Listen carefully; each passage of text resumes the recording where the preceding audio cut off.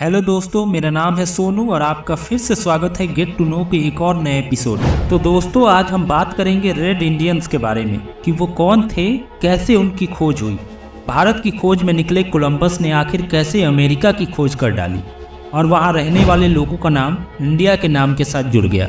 दोस्तों, अगर आपने इतिहास पढ़ा होगा तो आपको पता होगा कि पहले के ज़माने में भारत कितना समृद्ध देश हुआ करता था। सदियों से ही भारत की महानता और समृद्धता के किस्से दुनिया भर में प्रचलित है। अपना देश कभी व्यापार का भी बहुत बड़ा केंद्र हुआ करता था। सिर्फ देश ही नहीं बल्कि विदेशों से भी लोग यहाँ खरीदारी के लिए आते थे। अब चूंकि पहले के ज़माने में कहीं भी दूर देश में आने जाने का एकमात्र जरिया थल मार्ग ही हुआ करता था, यानी कि ज़मीनी रास्ता। लेकिन उसमें सबसे बड़ा रिस्क ये होता था कि लुटेरे व्यापारियों का सारा सामान ही लूट लेते थे। लेकिन इसके अलावा भी एक और कहानी है। कहते हैं कि यूरोप के व्यापारी लोग भी भारत और दूसरे एशियाई देशों के साथ व्यापार करते थे। उस समय व्यापार का रास्ता ईरान और अफगानिस्तान से ही होकर निकलता था।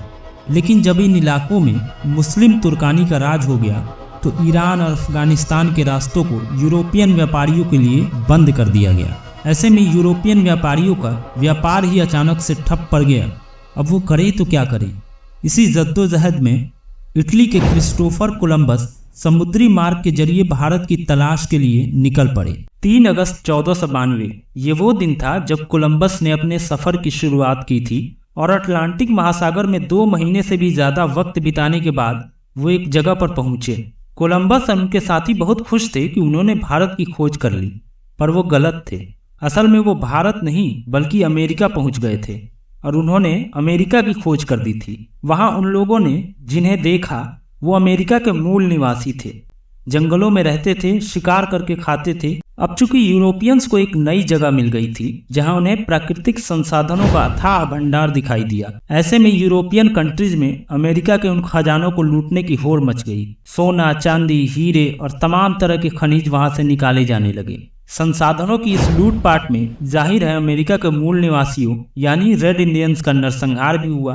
ऐसे में इनकी संख्या धीरे धीरे कम होती चली गई। जिन रेड इंडियंस की आबादी आज करोड़ों अरबों में होनी चाहिए थी वो महज कुछ हजार ही बचे हुए हैं और वो आज भी जंगलों में ही रहकर अपना जीवन यापन कर रहे हैं। तो दोस्तों, ये थी रेड इंडियंस की कहानी। तो दोस्तों, आपको ये वीडियो कैसा लगा हमें कमेंट में जरूर बताएं और ऐसे ही इन्फॉर्मेशनल वीडियोस देखने के लिए हमारे चैनल गेट टू नो को सब्सक्राइब करना ना भूलें। धन्यवाद।